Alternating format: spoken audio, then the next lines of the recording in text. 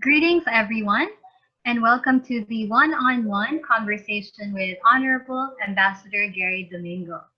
Before we begin, I would like to formally introduce you all to Ambassador Gary. It is with great pride and honor for me and Asia Pacific International Model United Nations to not only gain partnership and collaboration, but also an opportunity to have a one-on-one conversation with His Excellency. This is Gary Domingo, the current ambassador to New Zealand, Cook Islands, Fiji, Niue, Samoa, Tonga, based in Wellington, New Zealand. Ambassador Gary earned his BS in Foreign Service from the Georgetown University School of Foreign Service, conducted graduate studies in government at Harvard University. He also holds graduate degrees at the University of the Philippines, National Defense College of the Philippines, and the Philippine College of Criminology, and earned a Master of Laws degree from the Geneva Academy of International Humanitarian Law and Human Rights. Amba Gary holds the rank of Commodore in the Philippine Coast Guard Auxiliary and Lieutenant Colonel in the Philippine Marine Corps Reserve. He is one of the Philippines' leading experts on the United Nations and multilateral diplomacy. His very first mission on behalf of the Philippine government started in 1990 to 1993 as a director for Middle East and Organization of the Islamic Conference Affairs, where he found himself at the forefront of danger diplomacy, coordinating the evacuation of overseas Filipino workers in Iraq and Kuwait during, again, 1990 to 1991 Gulf War. From 1993 to 1998, he served as a special assistant to the DFA Undersecretary for Policy, Mr. Rodolfo Severino. From 1998 to 2002, he was the first secretary and consul at the Philippine Embassy in Saudi Arabia. From 2002 to 2006, he served as the UN and international organizations UNIO Director for UN Political, Legal, and Security Affairs, and as the second secretary at the Philippine Mission to the UN in New York, in charge of the UN Security Council and UN General Assembly for Special Political Committee as well. From 2006 to 2013, he served as the Minister and Consul General at the Philippine Mission to the UN in Geneva, in charge of disarmament and humanitarian affairs. While in Geneva, he chaired the 2012 Conference of States Parties to the UN Convention on Certain Conventional Weapons, CCW.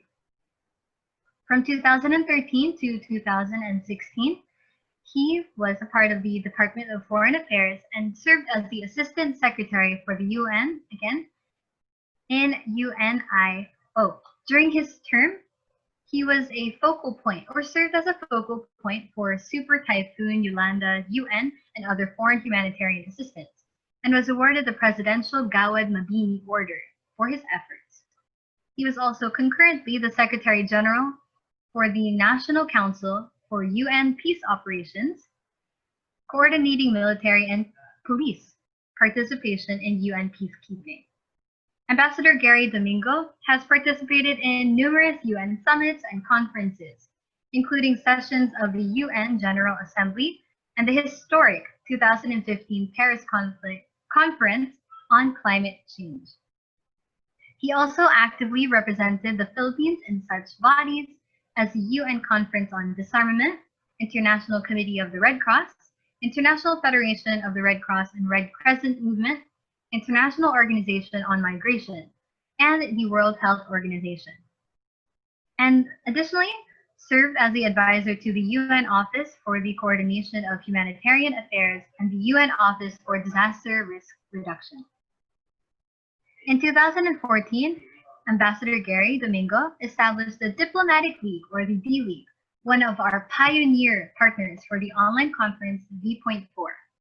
The DFA's leading youth engagement platform and leading international affairs and diplomacy youth volunteerism group in the Philippines. And in 2017, he established the Complementary Youth Ambassador, Yamba, and Volunteer Ambassador, Vamba, programs to promote citizen diplomacy and closer people-to-people programs and relations. He also developed the universal diplomacy concept, which encourages overseas Filipinos and all people to be volunteer diplomats. With a collaborative partnership between HE Ambassador Jesus Gary Domingo and the Asia Pacific International Model United Nations, youth engagement and leadership will be an enabling platform for the global peace, development, and humanitarianism. I welcome you all and welcome you, of course, Ambassador Gary Domingo. Good afternoon and welcome to our one-on-one conversation with His Excellency. Mr. Gary Domingo, would you like to say anything before we begin with your questions? Okay, kia ora, magandang hapon po from Wellington, New Zealand. Thank you, Undersecretary General Jani of APIMUN and the APIMUN family for this kind invitation to be with you tonight. Okay, so let's go ahead and just fire away with your questions. Thank you. Thank you, Amba Gary. So we can start with the first question. Question number 1. With such a greatly impactful and impressive resume, of course, that depicts an extensive international diplomatic career, how would you keep your passion for humanitarian affairs, especially in the presence of some corrupt politicians? Who or what has inspired you to pursue such a career? Okay, well, I can maybe divide your question in two parts. Is what the last part was what inspired me to go into this career, and then how do you deal with, well, let's say unpleasant situations and people. But okay, what I'll share with you is actually more of a general life, a way to approach life. And generally you could look at the glass as, a 100 milliliter glass of water with 50 milliliters as half full as half empty. So it's always good to be more on the positive outlook of things. Yes, there will always be sinners, there will be saints, there will be angels, there will be devils wherever you go, whether your career is focused within your family business, national Philippine politics, or diplomacy. So how do you keep your balance? How do you keep your perspective? And I've developed a concept I'd like to call the agujon. Do you know, agujon is the Filipino word, which is actually a Spanish word for compass. And it's actually it's a new concept. I just fresh off the, brainstorming here. I've shared with you and on my Facebook page elements of it, but it's this: a guide to life. A compass. What is a compass? It is this device which always points to the north, magnetic north, so you know where you're going. So this is what I would suggest as your personal compass. It has 8 points. 4 internal, 4 external. So the 4 internal points was inspired by this Japanese concept called ikigai, finding your meaning or purpose in life, and also something called the hedgehog by management expert Jim Collins. And finding your internal meaning of life is you're able to do these 4 things with what you are doing. It doesn't have to be just from one job or you're going to school, but you have a combination of 4 things. You are doing what you like to do, what you are good at, what you can be paid for, and what can you contribute to others. So, but it took me over 50 years to find that balance. But now I would like to add another part, the external part. So the first part is what you do. The second part is why are you doing it? And these are also 4 points. And in these points about why you do things, it's a question, well, what is most important for you? Now, I'm inspired by a book I read here in New Zealand, which is about comparing United States and New Zealand. It's called Fairness and Freedom, written by this American professor. Oh, by the way, I can send you my notes after this. So, okay. So it's kind of a script, but I'm going off script. I ad-libbed a bit. So he said that Americans are primarily motivated by freedom. What's very important is your personal freedom. So, America has a fantastic constitution which we copied with your Bill of Rights. But this insistence on personal freedom, personal rights will help explain why you have now many people in America insist, well, not just America, many parts of the world, but, oh, it's my right not to wear a mask. It's my right to have guns because it's our constitution. So it's about freedom for my freedom. But what about New Zealanders? What's most important to them, while freedom is important, what's more important is fairness for all. Now, what would be two other concepts which are on that level? For Filipinos, what is our main motivation? Family.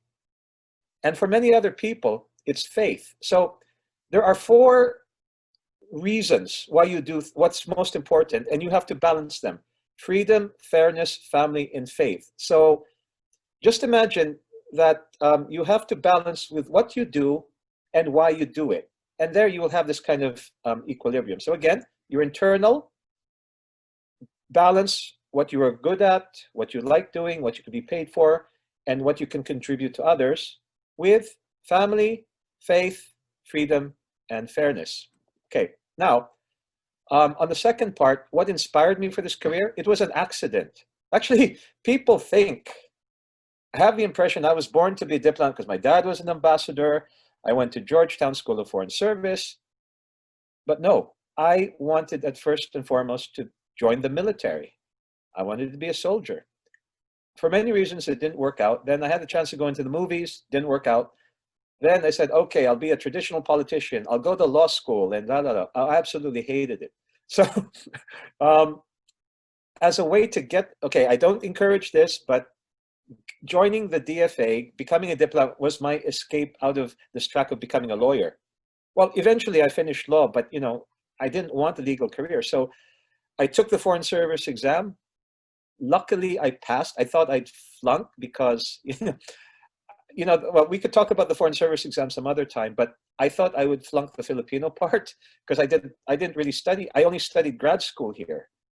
But luckily enough, the questions, so God was looking out for me. The questions on the Filipino part were all about the Constitution, which I was just studying at law school. So it was fate. But eventually, the job grew into me. And I was also then, when I got it, I was inspired by my dad, of course, the late Ambassador Ben Domingo, who also a diplomat, and he's written many books on diplomacy. So there. Okay. I could go on, but maybe we'll pause there and go for the next question. Oh, by the way, will there be further questions, questions after my answer questions, or we'll just go through the questions that have been posted? We'll just go through. I'm the Gary. Okay. Okay. Thank you so much for that answer. I also learned a lot too, and I hope that our viewers will learn as much as I did. For the second question, it is from the FB comment section. Question number 2. Did you have any expectations that were surprisingly frustrating and disabling? How were you able to surpass such challenges? Okay. Well, at first I didn't have very high expectations because I was just running away from law school. So I was just happy to get out. I was happy to get a job. But eventually, knowing me, I'm the sort that thinks outside the box. I'm kind of a rebel. And DFA, I think it has some of the, not me, but my colleagues are among the best and the brightest in the country. I'm the exception. I'm kind of slow. But the thing is, though, like a bureaucracy, you have to conform, to regulations. You have to, like the expression in coloring book, you color within the lines. I love going, yeah. So it's very frustrating for someone like me who likes to think out of the box, who's crazy, who likes to experiment. And I would get so frustrated that the people who seem to be succeeding are like boring bureaucrats. But in time, I realized that you have to work outside the box. And I found that maybe inside the bureaucracy, I was this weirdo, but outside, my God, I could be like a rock star. When I was at the UN, working with OFWs, but most importantly, working with youth. There I found my agujon. You are the path in my compass. youth engagement, because DFA, not too many people are really focusing on. So I feel that's my contribution, my niche. And so, but you could quote from the Bible that basically a prophet usually isn't prophet, not profit. Prophet is usually condemned in his own country, right? And you get the light of, okay, but the other frustrating thing, now even something shared by my other colleagues, is that the Philippines was once the most powerful country politically, economically, militarily in Southeast Asia, and second only to Japan in all of East Asia. Then we slid down in those traditional indicators of military economy. But what happened instead? The rise of our diaspora. And that is our gift to the world. But so our satisfaction can't be measured in maybe our share of the export market of this, or a huge naval fleet intimidating other countries. It's not that. So what gives us satisfaction? Saving somebody from death row, defending somebody who's been beaten and injured by their employer, rescuing victims of human trafficking. And after all, the number one pillar of Philippine foreign policy is protection of the rights and welfare of OFWs. And ultimately, now quoting other scripture, the Holy Quran, if you save the life of one person, it's as if you save the life of all humanity. Okay, next question. Thank you very much for your answer. For the next question, it states that you have participated, of course, in numerous UN conferences and summits. Can you give us an insight on how it is inside the United Nations session? I feel like Miss Universe being asked one question after the other, but that's okay. Well, it's extreme. On one hand, it can be the most boring thing in the world. Imagine you're in the UN General Assembly, and usually they make the junior officers sit through the plenary of the General Assembly, listening to 193 speeches by nation states, UN members, and then the observers, and then the NGO. And you have to take notes. Oh, it could be the most boring thing. Then, on the other hand, it can be like life and death. Or imagine you're the Philippine delegate being grilled on human rights at the Human Rights Council. You're being hammered left and right, and you have to think on your feet. You have to answer right away. So it can be very boring or very exciting. But what's really wonderful is working together with your peers. Now, Philippines, alphabetically, we sit between Peru and Poland. So, you make so much great friends, and sometimes, in the middle of a boring speech, you're Peru or Poland, hey, let's get some coffee. In fact, I only became a coffee drinker when I started off in the UN mission to the UN New York. So, and yeah, it's these friendships you make with people from so many countries, and you get this practice also in a way in model UNs where you have to work together to pass a resolution. But imagine with people really from other countries. So it's actually wonderful. But you have to be careful. Try to avoid having duty sitting through the plenary and listening to all these boring speeches. Oh, but it's fun when you make a speech. Oh, that is really cool. Then you find the other people snoring away. Thank you very much again, Ambassador Gary, for your patience and your answer. I'll go on to the next question. Question number 4.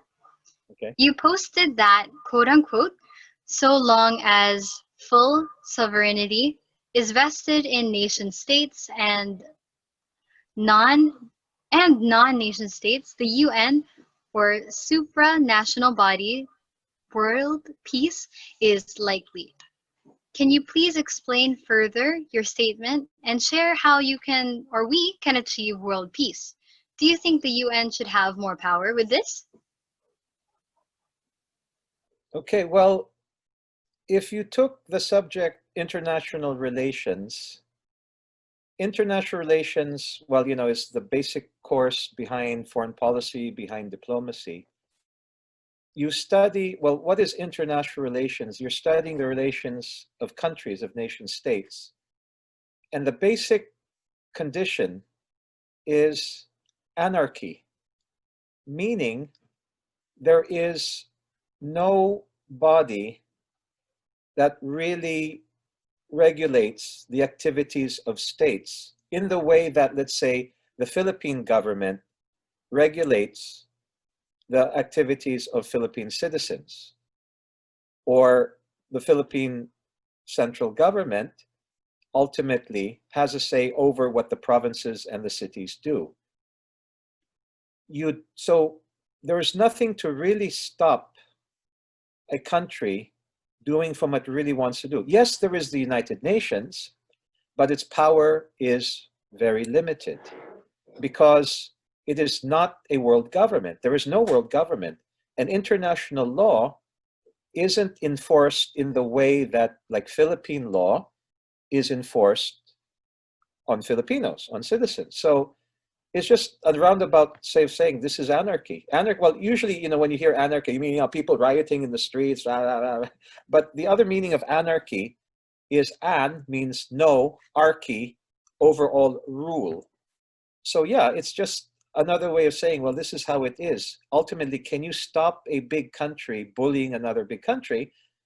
Well, sometimes the big countries in the UN can agree in certain circumstances through the Security Council. Okay, boom, everybody agrees, there's no veto, we'll send peacekeepers. Well, peacekeepers are not sent to stop the fighting. They're there after the fighting is stopped and just to keep the peace between two warring sides. Otherwise, the UN, well, when you say the UN, there's really two main parts. It's the UN delegates who represent countries, and then the UN Secretariat. So the Secretariat is very busy trying to promote peace, development, humanitarianism, but ultimately, they can't really stop countries determined to go to war. If you don't get the agreement of the Security Council, and then oftentimes they don't agree. I mean, they'll agree in many things, but it's not guaranteed because also of their own national interests. So national interests are still more powerful than UN. So how can we achieve more world peace? Well, it has to tie in why did we set up Yamba and D-League in the first place, is because ultimately, though, who has a say in what nations do? It's their citizens. And the more citizens you have that are aware of how the world works. So the value of studying diplomacy isn't just because you want to join the DFA or the UN, but it's also a good course to be a good global citizen, and you can know how to, in your own way, help influence the decision makers of your country to give that strength to ASEAN, to the UN, and understand why and what is the benefit, because it can be very complicated. Like, some people just don't understand, don't appreciate the UN. Okay, so I could go on more, but those are the basic points. We're in a situation of anarchy. Thank you, Amba Gary. We can move on to the next question, if that's all right. Sure. Okay. Question number 5. You also posted, not only must the PH foreign policy be independent, our diplomacy must be resourceful and imaginative.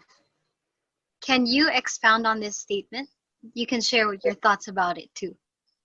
Well, it's all about, actually, my perspective on things is that you really have to think outside the box, especially with a country with limited resources like us. Well, first part is, of course, we all agree that Philippine foreign policy has to be independent, and our present government is doing a great job of that. It's not so much we're pro this country or anti this country.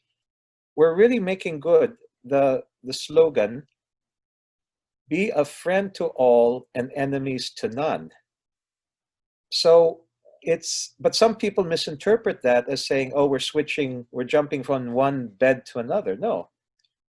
But so, meaning that, okay, granted, we try to have positive relations with all countries as much as possible. But what that will mean is that we also have to reduce our dependency on a particular country. Like some well, if you know, if you're a big, rich country, then you know, you have a lot of movement or able to move, make your own, call your own shots. But if you're a country, a developing country like the Philippines, it's hard for us to call our own shots in a continent, in a world full of countries that have bigger guns and richer economies. So the resourceful thing comes when, because we're not dependent on any country for our defense or a handout for development aid, we have to make use of our own resources. But I cry when sometimes I see people ignoring the advantages that we have because of a mindset or way of thinking, which I think is counterproductive. Like, I'll give an example. Is the Philippines an Asian country? Now, I know we had this discussion about it because on one hand, I appreciate with APIMUN why you're called APIMUN, but don't make it a reason to be api, okay, a bad pun. But what I mean is that, yes, we're in Asia Pacific, but then are we identical? Or to what extent are we similar to other Asian countries? We're very different. We have different strengths. Okay, so the best thing is we complement each other. But, you know, sometimes in this obsession to be nationalistic, obsession to be Asian, we have to say, oh, we should have to change our name from Philippines because that's after King Philip. That's not native. Okay, up to now, has anyone agreed on another name? No, because, you know, it's almost like the Cook Islands. So Cook Islands are a group of islands near New Zealand. And the city, the big city, well, the main city there is called Rarotonga. So why don't they just call themselves Rarotonga? Well, no, they're made of different islands which have distinct names. Nobody can agree on one native name because all of them want to push their native names. It's like, so it's this notion that in the desire to be nationalistic, it's fine to be nationalistic, but we have to come to the reality that we were not, yes, the Filipinos are an ancient people, but we only became one political unit when we were a colony, Philippines. So that means, and then, oh, we have to get rid of the Spanish culture, Spanish language, Americanism, blah, blah, blah. Dapat, you know, para sa bayan, itulak natin yung sariling wika, you know, ganon. But then here's the problem, is that if you're going to be consistent, then you should disband the Philippines. It's because we were not a united country before we were colonized. So we should dissolve into, so, okay, well, how does this relate to diplomacy? We can be a bridge with the Latin world, with the English-speaking world. But if we're going to insist we have to get rid of that, we're losing our advantage. In fact, up to now, I just had some lunch with some Kiwis. They were admiring how they find that among Asians, Filipinos speak the best English. And yet it seems like we're ashamed of it and we want to push our own national language. But the reality is, the English is a global language. So we have to understand that our culture is a global culture. We're not just Asian. Yes, we're Asian, we're Pacific Islander, we're Latino, we're American, and let's embrace the Latin countries. Let's celebrate our ties with America. So if you're this sort of narrow nationalist, cancel culture, I want to get rid of this, rid of that. Okay, are Filipinos ready to get rid of basketball? Are you ready to get rid of Islam and Christianity? You're not. So let's accept we have this diversity and we are a diverse country of the world, not just a country in some ghetto in some isolated part of a continent. And just last thing is making positive use of our diaspora instead of looking at them as a liability that has to be sent home. Now, I could talk for days on this, but that's just the overview. Okay, thank you. Thank you so much again for your answers. Amongst many resource speakers or partners that we've had, we APIMUN always do enjoy talking to you, Amba Gary. Thank you. So I think we can actually continue with the next question. Let's start with number 6.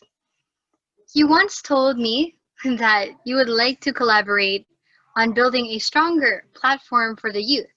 And that's the reason why you also established Yamba. I would like you to explain or even explain further to other individuals and the youth what is the essential goal of Yamba and D-League. Okay.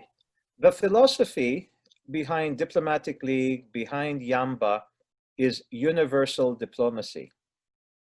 So if you understand universal diplomacy, you'll understand why we're doing all of this. So universal diplomacy means everyone can be and should be a diplomat. And a diplomat is a bridge between countries, between cultures, between communities, and advocates of worthy causes. So the Philippines is a bridge country. It should not consider itself as an isolated country. And being a diplomat, yes, there's basically the kind that gets paid for it, like me, and there are those who do it because it's their volunteer advocacy, like the Yambas, or you are future career professional diplomats. Now, so our vision, so we have a vision mission statement that is for DL, Diplomatic League, for Yamba. Our vision is realizing 5 Ps, a planet of peaceful, purposeful, and prosperous people. So that's a way of, summarizing all the sustainable development goals and all the pillars of the UN and the UN and Philippine foreign policy in one package, but on a planetary scale. And so if this is our vision, what is the mission statement? How are we going to achieve that? Through universal diplomats that come in 2 varieties, Yamba and Vamba. Yamba the youth, Vamba the adults. So that's why we are doing it, to have a best planet possible. I could go on, but okay, we'll move on. Thank you very much for your answer again. So we can continue on with question number 7. What do you think is a strong youth platform, especially for the Filipino youth? It could be here in the Philippines, New Zealand, anywhere. The platform of one. What do I mean by that? Filipinos, young or old, because of our culture, our history, our education culture, and everything, we produce the best individuals in the world, the brightest, the loveliest, the most articulate, but who simply cannot work with each other. So usually we call that because we have crab mentality. You know what crab mentality means, right? It's like Filipinos are like crabs in a bucket, and one crab rises, the other pull them down. But you can turn that around, saying, well, you can look at it as the leading crab being pulled down, but you can also look at it as the strong crab pulling up the other crabs with them. So that's why you have the appeal of the president. He's a strong man because he's pulling us up with them. And then everybody knows a strong mayor, barangay captain, he or she is a strong person. But otherwise, it tends to be negative. But I also look at it another way. Who says we all have to be in the same bucket? So because of our, Philippine culture, and I notice this is the big advantage of going to New Zealand. There are things which are so different in the Philippines from New Zealand that make us the way we do. And a lot of it is not just because we have different languages, different islands. It's much more than that. And I think a big reason is our education culture. We have this obsession to be valedictorian. When you win something, or your parents make this big tarpaulin, and boom, yeah, my daughter is number 4 in the boarding, blah blah blah. That doesn't exist anywhere else in the world. I mean, to that obsessive extent.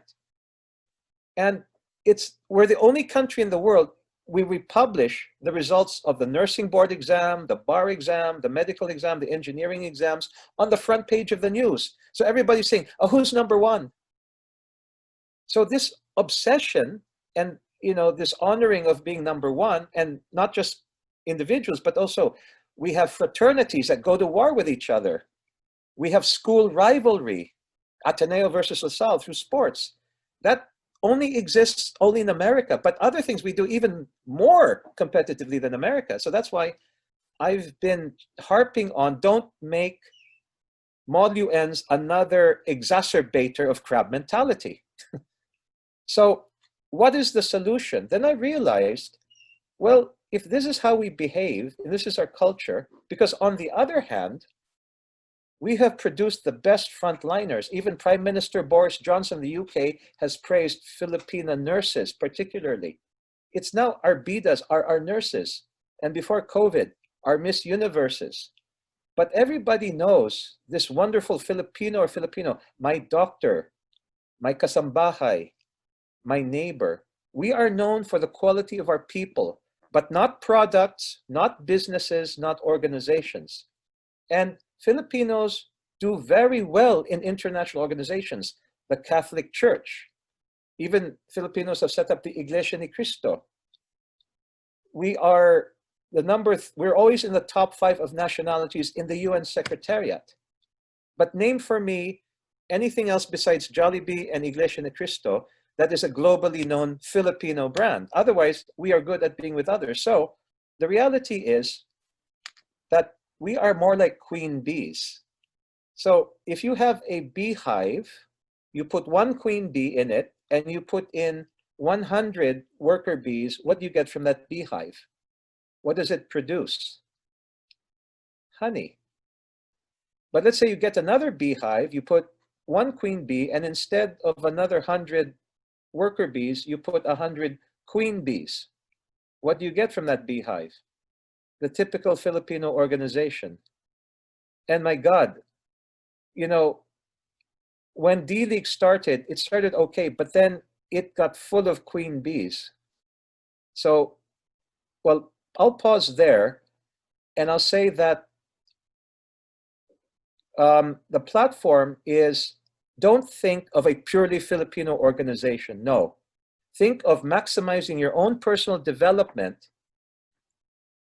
In fact, when you're young, don't waste your time. Okay, you may hate, people will hate me for this. Don't waste your time in Sangguniang Kabataan. Don't waste your time in elected student government. All you're going to do is learn how to be a more vicious crab. Do the best you can. Instead of competing, make friends. But do well in your studies. Okay, maybe I was exaggerating, maybe, well, but belong to more constructive organizations like APIMUN, like Vamba, like Yamba, like Diplomatic League, or those organizations that have, you know, international and opportunities to link with the rest of the world. So yeah, the Strong Youth Platform is the one that you find in your own mirror. We can talk more about that, but I'll pause there for now.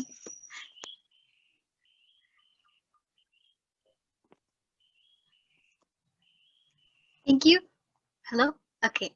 Thank you very much for your answer. It was very fun to hear, and I'm sure actually the editor-in-chief is, I'm sure she's having fun as listening to us. So we can proceed with the next question. You mentioned APIMUN just right now, and the next question is about MUNs in general. Do you think that Model United Nations conferences is a great platform for the youth to engage in internationalization and diplomacy? Yes and no. Yes, in the sense that there is some basic orientation, but no, it's because sometimes it gives you an unrealistic and twisted vision of the UN. In the real UN, there is no such thing as Best Delegate Award.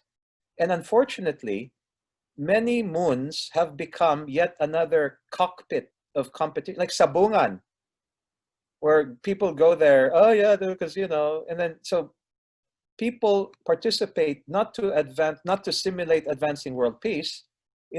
It's joining there to make pasikatan, pataasan. So in fact, that's why the UN isn't too happy about Mod UNs, is because they become unrealistic. But it's better than no experience. So it can be positive, it can be negative. Thank you. very much for your answer. For the next question, it's from, actually, I'll mention the names so you can recognize them as well. From James Tolosa. Did you choose to be an envoy for New Zealand? Oh, did you choose or how did you choose to be an envoy for New Zealand? And how deep is the connection between Kiwis and Filipinos? Like my career purely by accident. Because traditionally, New Zealand is a reward for retiring career ambassadors or a prize for political ambassadors. It's like a trophy thing. But, I was fairly junior. I'm not that, sikat. So actually, I was supposed to go to Vietnam. But something happened. The ambassador who wanted to go to New Zealand was denied. She was the one, well, actually, it was the present acting undersecretary, Beth Bonsuceso. She just finished a very successful term as our perm rep to ASEAN in Jakarta. She wanted to transfer from Jakarta to take over New Zealand. She was denied because we needed her in Jakarta. So the guy who was more senior to me, who wanted to take her place in Jakarta, since he couldn't get Jakarta, he grabbed Hanoi from me. Well, that's fine, he's a friend, that's fine. So, ang consuelo sa akin, Gary, payag ka ba New Zealand? I said, oh my God. Oh, I had to pretend, I'll think about it. Not. So it's like a rigodon. So fate and God has a great sense of humor, and I am so thankful for this wonderful gift. Now, the other question is, how was the relationship between New Zealand and the Philippines? Well, what really drives the relationship is our people-to-people relations. We have 80,000 Filipinos in New Zealand. Half of them are already citizens or permanent residents. The other half are workers, students, visitors. We are the third largest Asian nationality. And on the other hand, I think we just have about 2,000 or so New Zealanders. I think it's either 2,000 or 2, 4, or 6,000. Sorry, I don't remember offhand, but I think it's just about not too many. And however, we have a trade deficit with New Zealand. So we import about $600 million worth of dairy products. Anchor butter is, I think, the most prominent product, and other milk products. And our exports are actually much smaller, and it's mainly, well, bananas and pineapple and some, electrical components. So, but how do New Zealanders feel about Philippines? We get along very well. We have so much more in common. And see, that's what I was thinking about strengths, is because, okay, well, we're English speaking. We're majority Christian. That is something unique that other Asians are not. And yet, if we try so hard to be Asian, we're kind of not emphasizing these commonalities. So that's what I mean. So there's a lot. And here's an interesting thing. In fact, this is cause for optimism. Okay, right now, I think maybe somebody's asked how I can move or migrate to New Zealand. Now you can't because of COVID. Everything's shut. But not just New Zealand, but everywhere else, borders are shut. Even our borders are shut, except for returning Filipinos. But when things clear over, you look at demographics. Filipinos have been very fertile. So we have a young population, and it's growing. And look at those countries that kind of try to control population, Western countries. Even look at Japan. I think it's having a negative growth rate, and they're all being replaced by robots. I mean, so there is this great opportunity. They need those Western and industrialized countries are going to collapse if there is no workforce to take their place. And we have been, our number one product are our people. So if you look at the demographics, even though you probably heard in the headlines, some countries are kind of anti-migration, or they want to put limits on migration. That's only temporary, because the baby boomer generation, Gen X, well, actually, baby boomers were people born from World War II up till 1964. I just make it just into Gen X, 65. I was born 65. So that's why I'm not that mature as compared to the other senior colleagues of mine. Anyway, there is, so look at the demographics. There is, it's not just New Zealand, Australia, Europe. They will need a well-educated workforce and also a manpower force, farming, construction, and they do. So I think that if we play our cards, and this is the other thing we have to realize, that we are not an exporting powerhouse like Singapore or Thailand or Malaysia. We are people. We are a people, a power of people. We are a superpower of love of people. And now, I don't want to sound like, I'm some kind of trafficker of people, but we have to realize our whole culture is oriented towards education, not entrepreneurship. So we should really think that ultimately our people is our power. And we have to be able to use that because we are needed, instead of this fantasy that, oh, all Filipinos have to go home. Fine, if you find us jobs. Like, I joined my Secretary of Foreign Affairs in saying it is ridiculous to insist that nurses have to stay in the Philippines. Well, I'm covered. My boss says that, Secretary Teddy Boylacsin. And he says, well, it's okay if you treat nurses fairly, you don't exploit them, like making nurses pay to do training or underpaying them, then sure, let them come home. But of course, presidential spokesman Harry Roque is my schoolmate. He was 1 year ahead of me in UP Law. We're good friends. And he said something to the effect that, well, sometimes he's misunderstood. But anyway, he said that, he gave rationale of why they should stay, or at least, I don't think he's he's hard of heart, but I think, yes, honestly, they are needed at home. But I think the immediate gap is that those nurses that already have contracts to go out, they should be given priority. Well, again, something I can talk more on, but to summarize, there is great complementarity between New Zealand and Philippines, and we need each other. It's a very nice answer, Amba Gary. Thank you very much. And again, you also mentioned how education is a very pivotal part in culture, not only in the Philippines, I'm sure also abroad. And this also connects with the question from Etchel Perez. Does it require a level of education in order to be a diplomat? Okay, well, I guess what you mean by, because with universal diplomacy, I'm saying everyone can be a diplomat, but I guess what he means maybe is, can you do it for a living? Okay. So I guess what he specifically means is joining the government, joining the DFA or the United Nations Secretariat. Well, yes and no, in the sense that you have to have good quality education to join the DFA. Well, okay, we'll put it in its barest terms. You have to, in order to get in the DFA, you can go on two levels. You can go like on the grassroots level, you have to have civil service eligibility.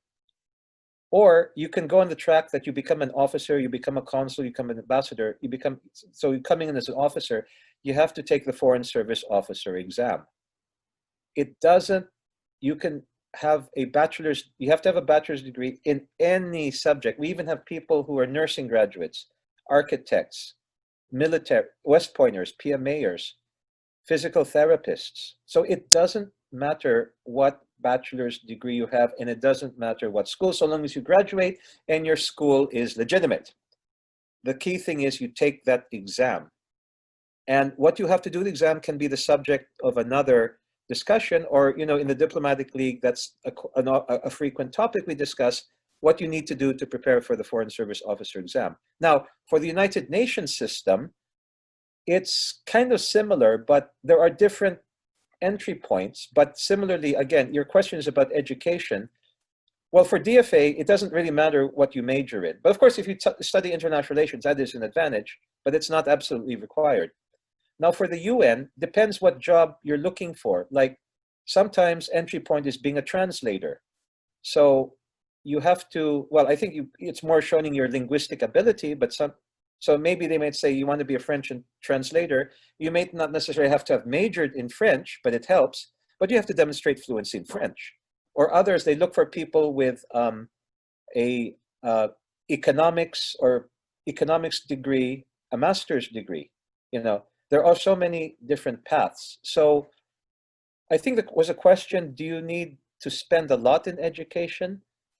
Well, again, it depends on the tuition of your school.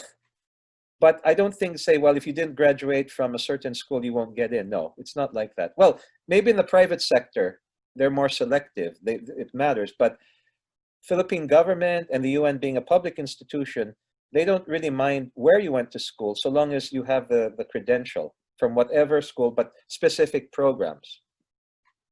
I mean, UN will be more specific, DFA, whatever degree program, besides a bachelor's. Thank Oh, you sorry, very and much once you get again a for your DFA, answer. you We're down get, to the last two questions. Okay. Hello. Okay. From Moira Pauline or Pauline Iradel, what is your message or advice to aspiring diplomats?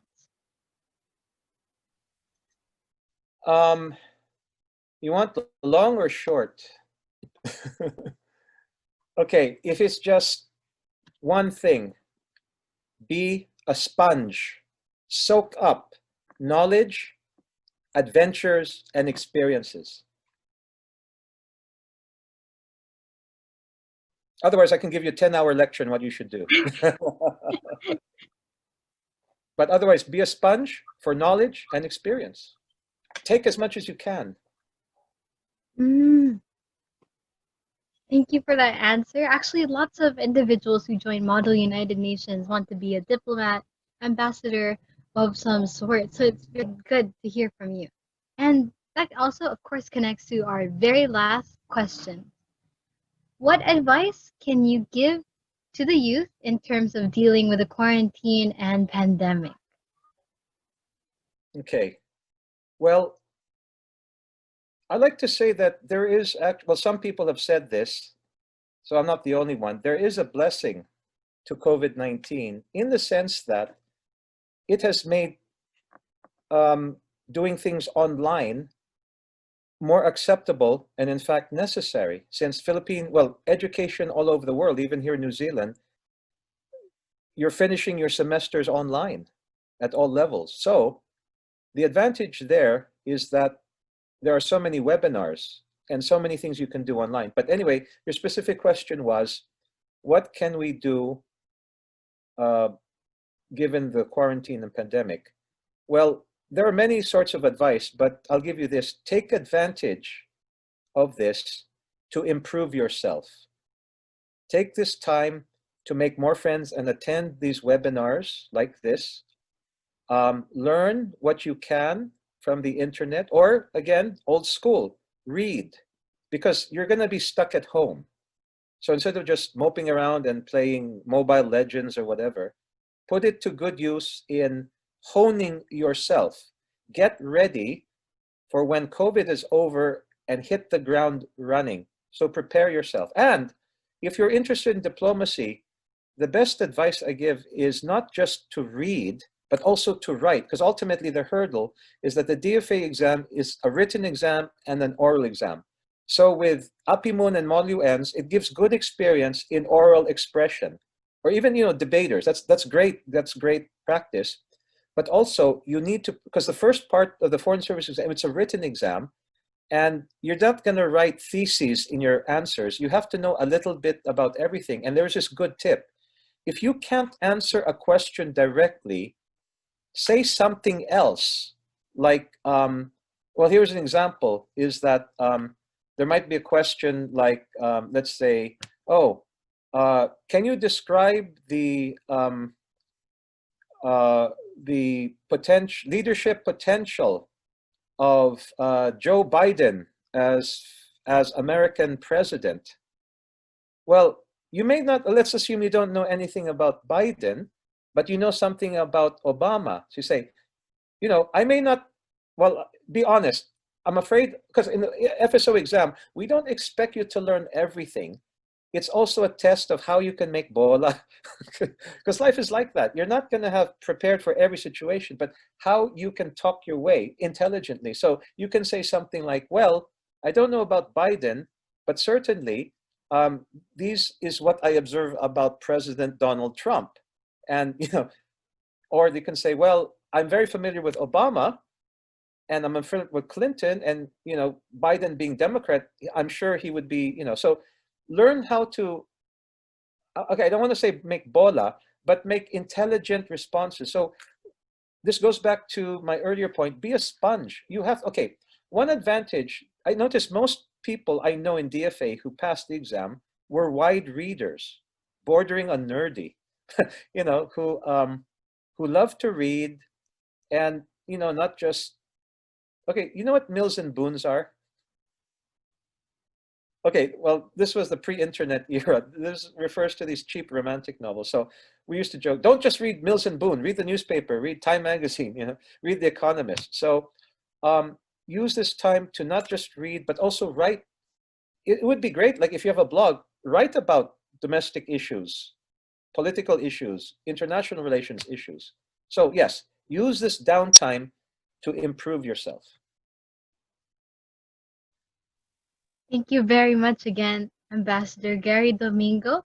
Before we actually end, I'm just going to say a couple of things, and then you can follow up after for your message for APIMUN, the delegates, or even anyone. Actually, what I just want to say before your closing remarks or any reminders is that not only join Model United Nations, like what Ambassador Gary said, you can join webinars or organizations, but I'd like to tell you all that when you join an organization, do take note your self-interest. You don't really need to change yourself 100% to suit an organization. There is no organization that suits you 100%, but you have to maintain what you wish to uphold in the future. And that's why APIMUN is here. We're quite a versatile group of individuals, not just from other countries, but with ideas. If you want to join us here at APIMUN or any organization, any initiatives, again, use your time wisely and you can create yourself or build yourself further through this quarantine. With that being said, Amba, Gary, you want to say anything? Okay, just to close, what is the symbol of the Filipino people? It's the sun. It is our fate, it is our destiny to be sons for humanity. We are a nation of 110 million suns illuminating the dark. So let us be sons to humanity. Let us inspire and guide others, not through big talk, but by simple deeds, but from the heart, as universal diplomats, as youth ambassadors, as volunteer ambassadors, which we will help you to become through APIMUN, through the Diplomatic League. Ngamihi, maraming salamat po. Mabuhay tayong lahat.